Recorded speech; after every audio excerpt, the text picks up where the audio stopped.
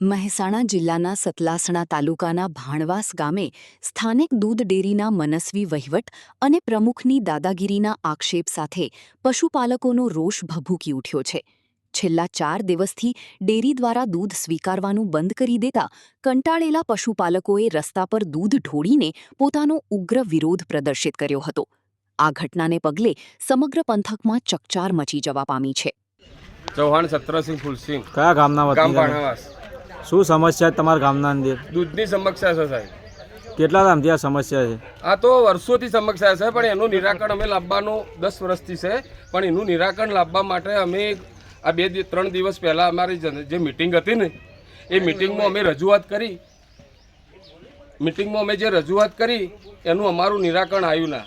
જે દરેક ડેરીમાં એવા નિયમો હોય છે કે 5 વર્ષે સભાસદો કે દરેક જે હોય ને એ બધા બદલી જતા હોય છે, પણ અમારો વર્ષોથી એના એ જ છે. 40 વર્ષથી એના એ છે.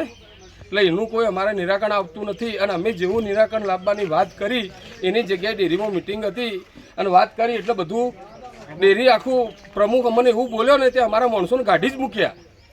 એ કહે કે તમારે ભરાવો તો ભરાવો દૂધ, કે કંઈ 4 દિવસથી અમારું 300 થી 400 લીટર દૂધ રઝળશે સાહેબ. અમે પાટણ જોડેથી સિદ્ધપુર પાટણ જોડેથી બોલાવીને ભઠ્ઠાવાળાને અમે ભરાઈએ છીએ.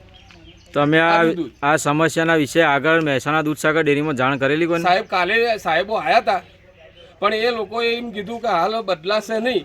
અમારે તો પ્રમુખને હાલના હાલ બદલવો છે. પ્રમુખ આવું ના કહીએ કે જે આગેવાન હોય સાહેબ એ વસ્તુ આ ના કરી શકે કે તમારે ભરાવો તો ભરાવો ને કે નથી ભરાવો તો કાંઈ નહીં.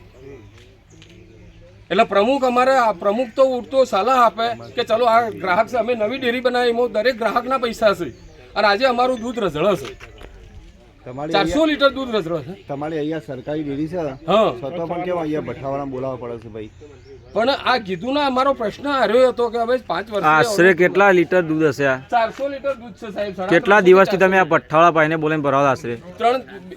આજે 16 તારીખથી શું નામ તમારું? કર્યું છે. મારું નામ છે રબારી હરગોનભાઈ અજમલભાઈ. કયા ગામના તમે? ગામ મોટાસડા. મોટાસડા. તમારો પઠ્ઠો છે ત્યાં? હા, 16 તારીખ સાંજે મને તમને કોને અહીંયા બોલાવ્યા? ગોપાલસિંહને મને કોલ કર્યો હતો અને પેલા શું નામ ચકુસી ચકુસી, અમે જ બોલાયા. હા, એમને મને ફોન કર્યો એટલે મેં આ સિદ્ધપુરથી ગાડી બોલાવી દૂધની ડાયરેક્ટ અહીંથી દૂધ ભરીને મેં સિદ્ધપુર પકડી. તમે કેટલા દિવસથી અહીંયા આવો છો? 16 તારીખ સાંજથી. કેટલા દિવસ રોજનું સરેરાશ કેટલા દિવસ કેટલા લીટર તમે દૂધ સરેરાશ લઈ જાય? 400 લીટર હોય છે ટાઈમનો. એક ટાઈમનું. ચૌહાણ ઠાકરસિંહ ભીખથી, કયા ગામના વતની તમે? ભણાવાસના. શું સમસ્યા તમારા ગામની અંદર? સમાચાર સાહેબ આજે છે કે આજે વર્ષે મિટિંગ થાય છે, વાર્ષિક મિટિંગ, એમાં કમિટી બદલવાની વાતો હોય છે, પણ આ લોકો કોઈ સાંભળવા માગતા નથી. કાયદા વર્તા હોય છે, તો કાયદાની કોઈ બધાને તો ખબર ના હોય. અને જે કમિટી કારોબારી લીધા અમુક લેડી લીધી એને તો ખબર ના હોય, ઘેર સહીઓ કરી આવ્યા હોય એને ખબર જ છે આ ડેરી મિટિંગ છે શું છે એને ખબર જ ના હોય. 4 જણાને ખબર હોય, બાકી કોઈને ખબર જ હોતી નહીં. આવા પ્રશ્નો ગણાય છે અમારે એમ. એટલા માટે તમારા મીડિયાવાળા અમે ન્યાય મને થોડો લવરાવો. અમારી કોઈ સાંભળવા માગતું નથી રજૂઆત એમ. શું નામ કાકા તમારું? મારું નામ જગતસિંહ ચંદનસિંહ ચૌહાણ. કયા ગામના વતની તમે?